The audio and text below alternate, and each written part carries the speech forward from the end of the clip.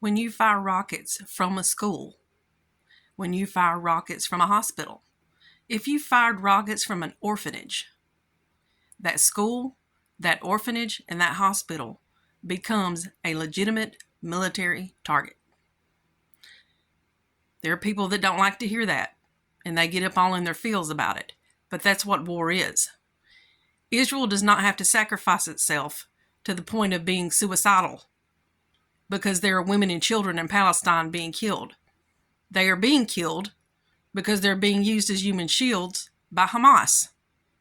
The people of Palestine are dying because of Hamas, who the Palestinians elected, by the way.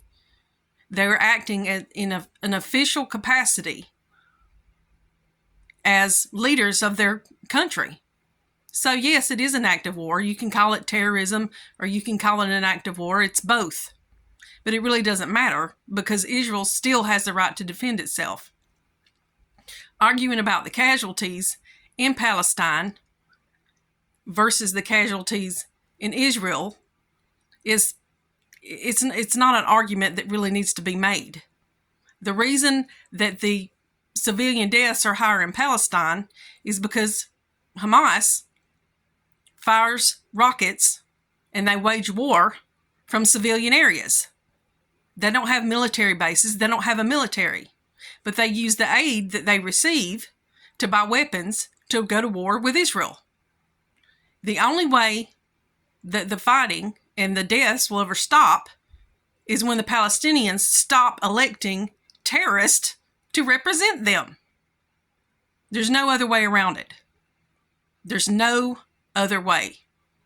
You can't have terrorists represent you and expect to be taken seriously.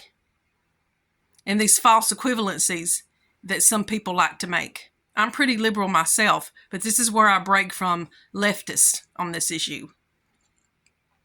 There's no moral equivalent of Israel defending themselves being compared to what Hamas is doing.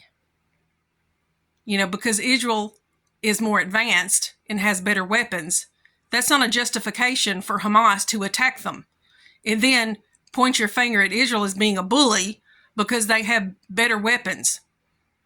That's not an argument that needs to be made.